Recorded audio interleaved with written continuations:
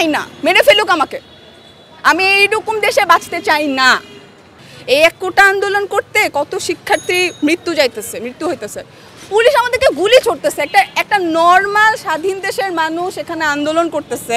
আন্দোলন করার নিয়ম না, এটা কোন নীতিমালা, কোন সংবিধান দেখাইতে পারবে আমাকে একটা পুলিশ? এই সংবিধান আছে, তুমি রাস্তায় স্টে করতে পারবা না। ওয়ার এটা কি আর শুধু কোটার মধ্যে আছে?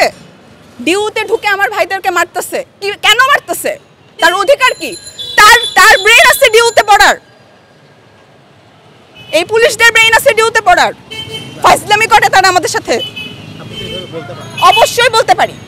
সে একটা মেধাকে মারতে পারে না, কিভাবে সে রংপুরের ছেলেটাকে মারলো? সে এরকম করছে, তাকে গুলি মেরে দিল।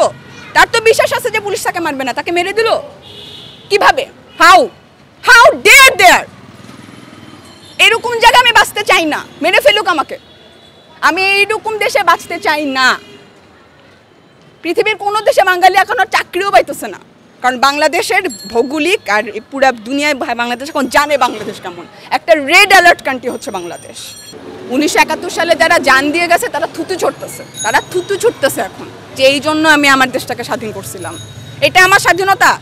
আমার ক্যাম্পাসে স্টুডেন্টরা নিজের ক্যাম্পাসে থাকবে, ক্যাম্পাসে বিজেপি বাইরে মোতায়েন করে দিয়ে ছাত্রলীগ ঢুকাই দেবে তাদেরকে মানার জন্য। এটা আপনি বলতেছেন স্বাধীনতা? আমি চাই না এই স্বাধীনতা। মেরে ফেলুক, সবাইকে মেরে ফেলুক, সবাইকে গুলি করে মেরে ফেলুক। আপনি এটা ছেড়ে দিবেন আজকে? আমাকে উঠায় নিয়ে যাবে, আমাকে মেরে ফেলুক। আমি জাস্ট ডোন্ট কেয়ার। আমরা সমতা চাই, সম অধিকার চাই, কোনো ডিসক্রিমিনেশন বাংলার মাটিতে আমরা চাই না। আর শুধু নারী কোটা না, আমি মুক্তিযোদ্ধা কোটাও পাই, কিন্তু আমি এটার বিরুদ্ধে। আমি একজন মুক্তিযোদ্ধা পরিবারের, এবং আমি এটার বিরুদ্ধে। আমি কোনো কোটা চাই না, আমি সমতা চাই। শুধুমাত্র যে উপজাতিক কোটাগুলো আছে বা প্রতিবন্ধী কোটা, ওই টাইপের কোটাগুলো থেকে বাকিগুলো আমরা চাই না যে এটা কোটা না থাকুক। আর পুলিশের যে হামলা হয়েছে আমাদের ভাইদের উপর, এটা প্রতিবাদ জানাচ্ছি আমরা। আমার ভাইরা পড়াশোনা করতেছে, আমিও করতেছি, সেম ফ্যাসিলিটিস। তাহলে আমি কেন আমার নানার কত সালে যুদ্ধ করছে সেইটা ফ্যাসিলিটিস আমি ইউজ করবো কেন? ভাই আমরা তো সেম ফ্যাসিলিটিস পাই, তাহলে কেন আমি 45% কোটা দিয়ে পরীক্ষা দিব আর ওনারা কেন কোটা ছাড়া পরীক্ষা দিব? বাংলার মাটিতে বৈষম্য থাকতে পারে না।